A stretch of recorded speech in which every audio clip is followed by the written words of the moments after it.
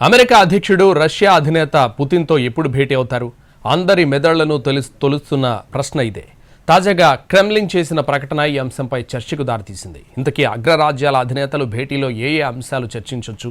ప్రపంచ శాంతి దిశగా ఎలాంటి నిర్ణయాలు తీసుకోవచ్చు? ఉక్రెయిన్తో యుద్ధం వల్ల పలు దేశాలతో రష్యా సంబంధాలు దెబ్బతిన్నాయి. రష్యా దాని మిత్ర దేశాలపై అమెరికాతో పాటు నాటో ఆంక్షలు విధించింది. అటు రష్యా కూడా అమెరికాపై ఆంక్షలు విధించింది. ఉక్రెయిన్కు అమెరికా సహా పలు నాటో దేశాలు ఆయుధాలు సమకూర్చడాన్ని తీవ్రంగా పరిగణించిన రష్యా అవసరమైతే అణ్వాయుధాలని ప్రయోగిస్తామని వార్నింగ్ ఇచ్చింది. దీనిపై ప్రపంచవ్యాప్తంగా భయాలు వ్యక్తమయ్యాయి. అమెరికా అధ్యక్ష ఎన్నికల సమయంలో కూడా ట్రంప్కు అనుకూలంగా మాట్లాడారు పుతిన్. మరోవైపు ట్రంప్ కూడా ఉక్రెయిన్ యుద్ధాన్ని ఆపేందుకు రష్యాతో చర్చలు జరుపుతామన్నారు. అమెరికా అధ్యక్షుడిగా ట్రంప్ బాధ్యతలు చేపట్టాక దావోస్ వేదికగా జరుగుతున్న వరల్డ్ ఎకనామిక్ ఫోరంలో వర్చువల్గా పాల్గొన్నారు. అణు నిరాయుధీకరణ దిశగా ప్రపంచ దేశాలు పనిచేయాలని పిలుపునిచ్చారు. రష్యా, చైనా కూడా అణ్వాయుధాలని తగ్గించుకోవాలని కోరారు. ఉక్రెయిన్ యుద్ధానికి వీలైనంత త్వరగా ముగింపు పలుకుతానన్నారు.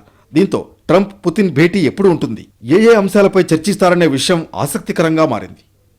తాజాగా ఈ అంశంపై రష్యా కీలక ప్రకటన చేసింది. ట్రంప్తో భేటీ కోసం ఎదురుచూస్తున్నట్లు క్రెమ్లిన్ తెలిపింది. ఈ అంశంపై అమెరికా నుంచి ఇంకా ఎలాంటి స్పందన రాలేదు. మరోవైపు ఉక్రెయిన్తో యుద్ధంపై కీలక వ్యాఖ్యలు చేశారు రష్యా అధ్యక్షుడు పుతిన్. అమెరికా అధ్యక్షుడిగా ట్రంప్ ఉండి ఉంటే ఉక్రెయిన్తో యుద్ధం చేయాల్సిన పరిస్థితే వచ్చేది కాదన్నారు. ఉక్రెయిన్తో ఘర్షణ అంశంపై చర్చలకు సిద్ధంగా ఉన్నామని మరోసారి స్పష్టం చేశారు పుతిన్.